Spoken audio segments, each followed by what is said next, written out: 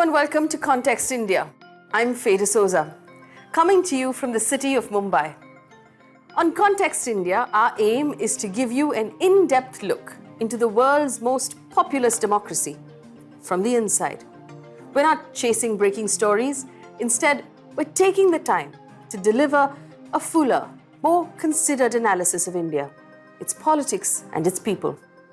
In each of the 4 episodes in this series, we'll be taking a close look at a specific facet of what has perhaps been the biggest crisis India has faced since independence. COVID devastated numerous countries, but India's experience, especially during the second wave that began in April 2021, was one of the most shocking pandemic ordeals. The COVID impact, both in the short and the long term, will be significant. And that is why it is the focus of this series. In this first episode, we'll be analyzing the role of government. I will be speaking with Priyanka Chaturvedi, Member of Parliament and a senior opposition politician, and Narendra Taneja, a leader in the ruling Bharatiya Janata Party, the BJP. We'll be discussing issues of accountability, crisis management, and why India has suffered so many avoidable deaths during the pandemic. We'll be closing each week's episode with a piece of pandemic art, music created by Indian artists in the many months that COVID was around. This week, we're sharing a tune by a group of folk rockers, Swaratma.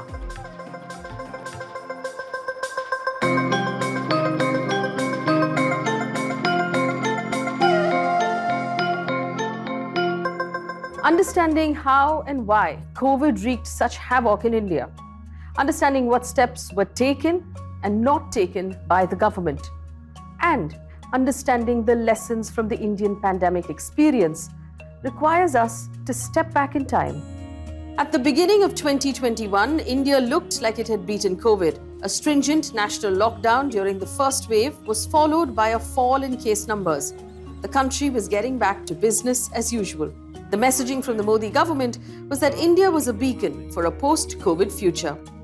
1.3 billion से ज्यादा भारतीयों की तरफ से दुनिया के लिए विश्वास, सकारात्मकता और उम्मीद का संदेश लेकर के आया। Just 2 months after this speech by Prime Minister Modi to the World Economic Forum, India was in the throes of a catastrophic second wave with a new mutation of the coronavirus, the Delta variant spreading like wildfire. At the peak of the second wave in May 2021, India was reporting approximately 400,000 daily cases and 4,000 daily deaths. According to numerous statistical studies, however, these official figures were significant underestimates. But the Delta variant alone doesn't explain the magnitude of what was unfolding. The actions of the Indian state require some scrutiny. First, the governments. Yes, governments both federal and regional levels let their guard down. In March 2021, India's then Health Minister, Dr. Harshvardhan Goel, had this to say about the pandemic. I personally feel that COVID, if all of us remain together and if we have the right, I think that the country has the right approach, COVID is already on its way out.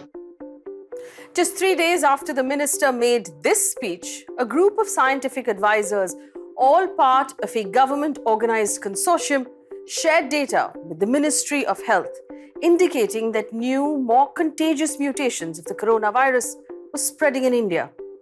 According to Anila Singh, a spokesperson of the Bharatiya Janata Party, the BJP, the onus to respond to scientific data was on the regional or state governments. In central government and in the leadership of our Prime Minister Narendra Modi ji, we have got more than 70 committees to monitor the trend of this virus. And in February 2021, the committees had warned certain states like Kerala, Maharashtra, Chhattisgarh, that they can see the surge of the cases in their states and they should be on alert. But somehow they didn't give any heed to these warnings and it spread in whole of the country. The Prime Minister did have official meetings related to COVID-19 leading up to the second wave. However, they were significantly reduced between January and March 2021. In fact, in March, the Prime Minister had only one meeting with state chief ministers. So whenever we think about the spreading of a virus, there are always multiple factors that are important. The Delta variant wasn't really within our control, but our ability to detect it and to act on it was something that we could have done if we had built better surveillance. And of course, there was no need for us to set up super spreading events that wound up spreading the disease to every part of our country. It wasn't just one super spreader event, they were multiple. There was the Kumbh Mela festival, a Hindu pilgrimage that reached its most crucial phase in March and April 2021. Millions converged in the North Indian state of Uttarakhand, with more than 3 million people taking a ritual dip in the Ganges River on the 12th of April. On that same day, India recorded more than 160,000 daily cases. At the same time as all of this, campaigning for regional elections in West Bengal, Assam, Kerala and Tamil Nadu were underway. And the Prime Minister Modi and key members of his cabinet were headlining massive political rallies. आज चारों तरफ मैंने ऐसी सभा पहली बार देखी है जी. Any super spreader event, any place where very large number of people gather will be a problem. And if you look at the statistics, there would be 18 times increase in COVID cases in Uttarakhand during the Kumbh Mela. And in the elections also, we have seen huge rallies, very few people wearing masks. And, cases have gone up in every single state where elections took place. As case numbers soared and more people required hospitalization, India's healthcare system was utterly overwhelmed. By early April 2021, major cities like Bengaluru, Ahmedabad, and even the capital New Delhi were facing massive shortages of ICU beds and oxygen. By April 22nd, the Supreme Court of India instructed the government to, and I quote, beg, borrow, steal or import, end quote, to meet the skyrocketing demand for oxygen. That was the same day, April 22nd, when the government finally hit the brakes on big public events. But things had already gotten out of hand. By the middle of May, scores of bodies were seen floating in parts of the Ganges River, washing up along its banks. Crematoriums and burial grounds were full to capacity, and people were depositing bodies into the water. There were some critics who said that the media coverage of all of this was part of a conspiracy against the Chief Minister of the state of Uttar Pradesh, through which much of the Ganges flows.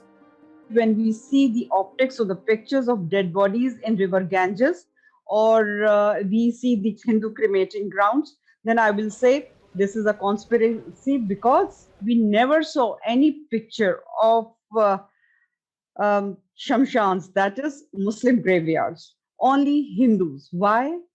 So because we have got a monk who is heading Uttar Pradesh. Any analysis of India's second wave and its aftermath has to factor the country's vaccination policy. At the end of March 2021, India's representative to the United Nations delivered the pithiest summary of the government's priorities. As of today, we have supplied more vaccines globally than have vaccinated our own people. 2021 had begun with vaccine exports skyrocketing, and India, one of the biggest vaccine producers globally, calling itself the world's pharmacy. India exported 66 million doses of the COVID-19 vaccines to 95 countries until the end of May 2021. I didn't really have a problem with the exports in the beginning, because we were exporting at a time when cases in India were very low. And as good global citizens, it made sense to export at that time. But I think what was really needed was that we should have had a policy that was clearly spelled out and prepared to react to the situation domestically.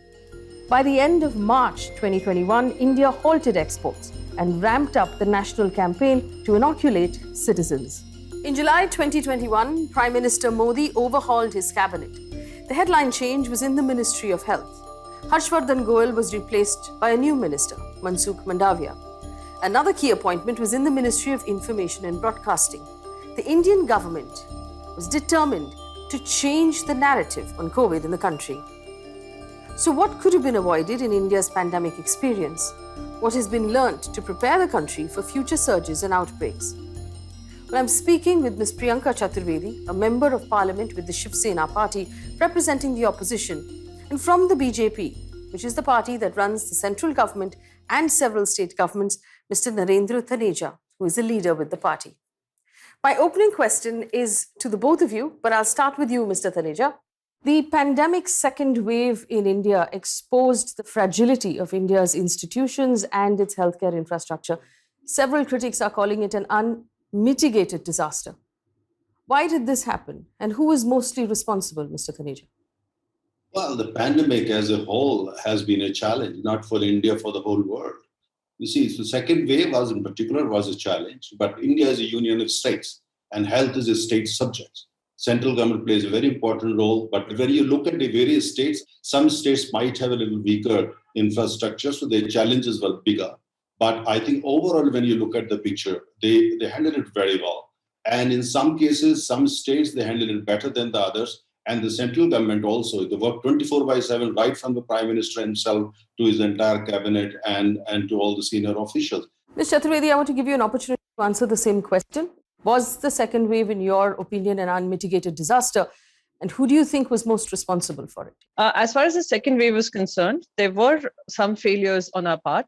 And just to put this in context, I must say, once the Indian Epidemic Act was put into place, the central government becomes the sole authority sending guidelines to various states, whether it is in terms of medication, in terms of treatment protocols, in terms of vaccination. Now, what happened with the second wave? We had election campaigns going on and total disregard to a second wave, which was happening across the world, was staring at us in the face, but there was no capacity building happening. We had started patting ourselves on the back about having, won over COVID as far as India as a populous nation is concerned. There was shortage of beds, there was shortage of oxygen, there was shortage of medicines, there was shortage of vaccines.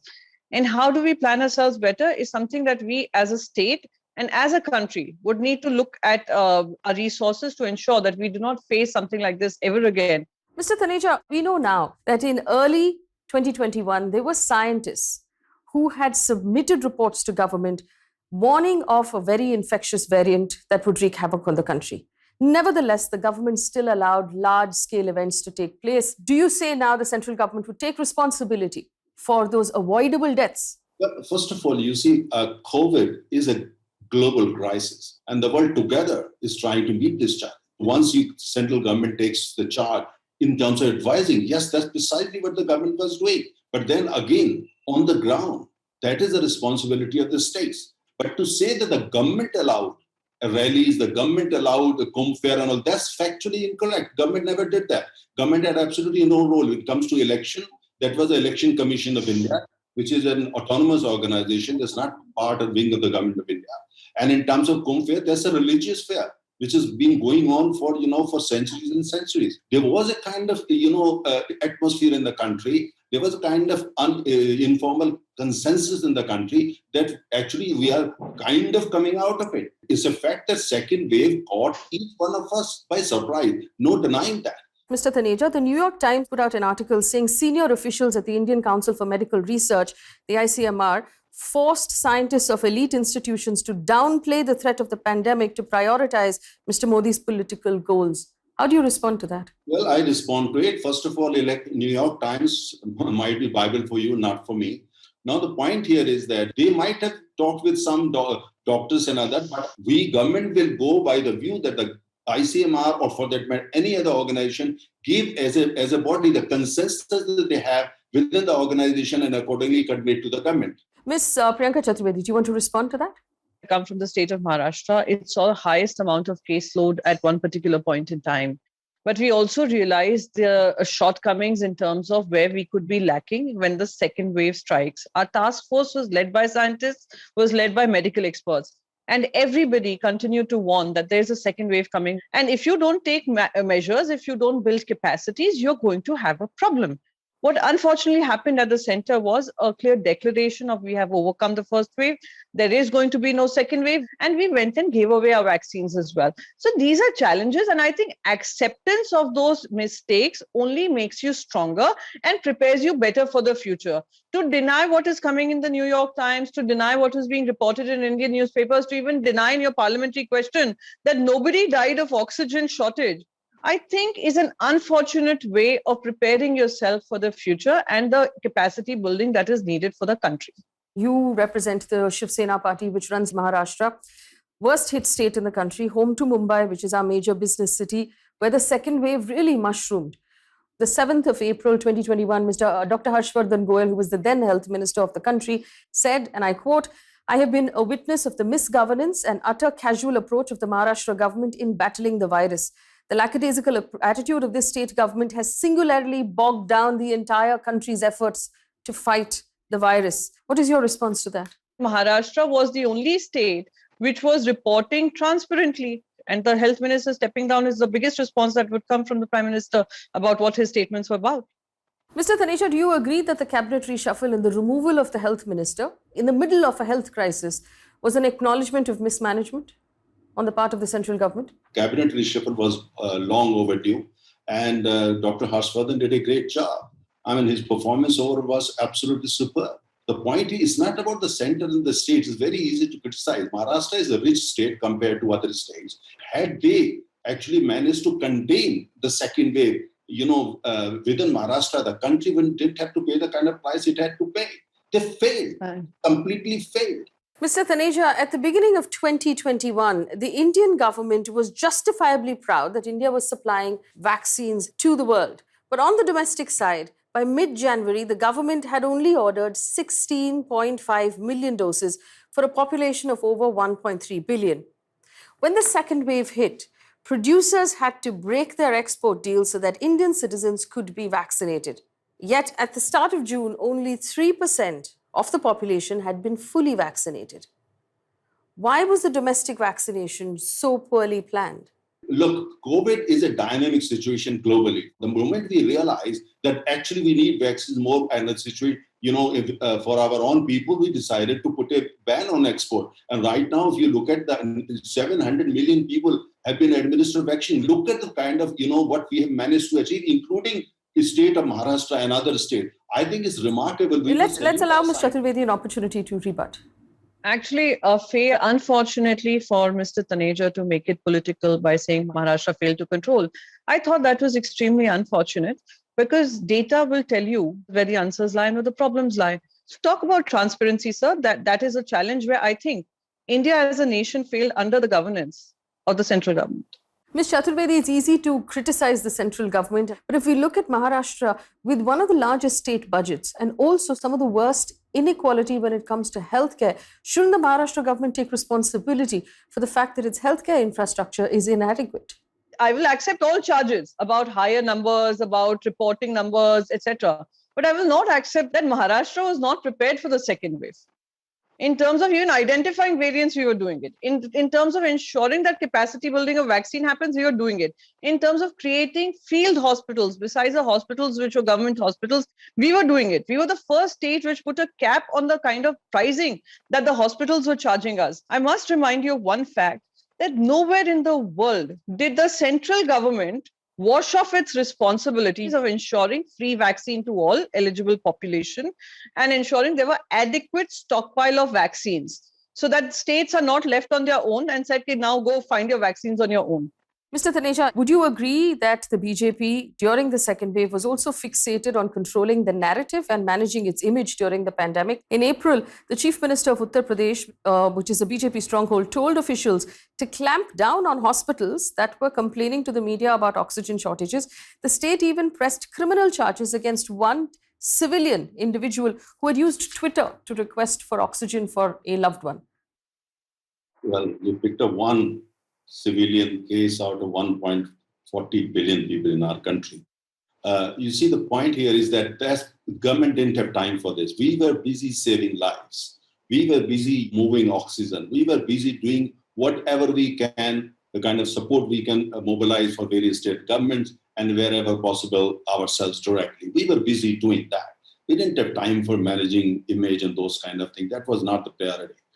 Ms. Chaturvedi, one of the frequent criticisms of the opposition that you represent in Parliament is that there's no cohesive voice, that there haven't really been very vocal advocates of the citizens of this country during the second wave of the pandemic. Even in Parliament, when Parliament reconvened, the focus was not so much on accountability over COVID. Why is that? As an opposition, we have come together for the first time, in fact, I would say during this particular session, 17 to 18 political parties came together to ask for answers from the government of India. And it was about COVID, it was about rising fuel prices, it was about Pegasus, which has to do with national security. So I would say there has been more cohesive response this time round, with many political parties who may have differences of opinions on various other issues, but coming together under one umbrella to be able to hold the government accountable. But government could not have answers. And by having the health minister step down just before the session began, it speaks for itself that government also gave a vote of no confidence, especially the prime minister, to the health minister's response to the pandemic. And obviously, whether you call it holding him the scapegoat, making him the scapegoat, and asking him to step down and take all the moral responsibility is another thing for the government to address, not for me really to say. I have a question for both of you. Don't the citizens of India deserve accountability? Will there be an independent inquiry ordered so that we learn from these mistakes? Or Mr. Taneja, will the government continue to maintain that you did a fantastic job? In terms of accountability, that's what the democracy is all about. That's why you go for elections. And elections are due in Uttar Pradesh. If we have not done anything, as some people claim, the point is the people of Uttar Pradesh are going to punish us. They have seen us working on the ground 24/7. They have seen that what we have done for the people. And so they know best. When it comes to accountability, who knows better? In democracy, people know the best. My point was that Maharashtra as a state failed to control. The entire country had to pay the price, including my family. Yes, I admire your guts that you are still defending it. No, I want an apology from you because my family has also suffered. I'm sorry. I think if that is the basis of apology, then I think the Prime Minister owes an apology to the entire nation. It's not just your family. There are many families that suffered, sir. Many bodies are found floating in the Ganga. Many deaths went unreported from states like Madhya Pradesh, like Gujarat, from Uttar Pradesh, as far as citizens of the country are concerned.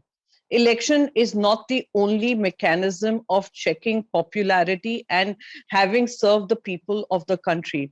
Democracy is also seen in the parliament. Democracy also comes when you allow the opposition to be able to hold you accountable and seek answers from you. Democracy also tells you that when the government has been given a chance to govern, opposition has been given the authority to question. That's how democracy works. It does not work on election to election basis. Of course, in a democracy, election is not the only platform. There are many others. At the same time, media are asking tough questions. There are think tanks asking tough questions. Citizens are asking tough questions. Opposition leaders are asking tough questions. When it comes to democracy, it's important we have a strong opposition in the country. We want the opposition not to attack only the Prime Minister 24/7, but come out with alternative narrative. Second wave, you want to criticize, please criticize by all means. But tell us, please, Priyanka, tell us, how would you have handled this situation? Here what happens, from word go, attack Prime Minister, attack Health Minister, and get away with it and say, look, I won the debate. I actually gave an answer to how the COVID could have been managed better by telling you that in the state of Maharashtra, it was led by scientists, it was led by medical experts. We created field hospitals, we decentralized power. So I would just say one thing. You can listen from the point of not responding. You can sometimes listen to get more ideas. All right, Mr. Taneja and Ms. Chaturvedi, thank you for joining us here on Context India on Al Jazeera. I appreciate your time. And finally, on this show, we want to share our space with Indian voices outside of government, academics, and the mainstream media. India abounds with artists who create work in multiple languages. Every week, we'll be bringing you music created during the pandemic. Today, we're presenting an excerpt of a song in Hindi, Mushkil Mein Jeena, meaning living through tough times, composed and presented by Swaratma, a folk rock band from the city of Bengaluru in South India. It's a gentle reminder that even in grim times, we must choose to live. I hope you enjoy the music. I'll see you next week on Context India.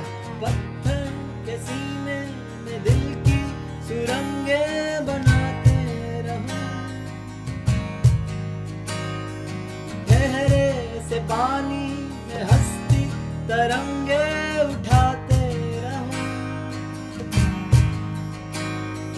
मुश्किल में जीना न भूलो कोई गीत गाते रहूं, मैं गा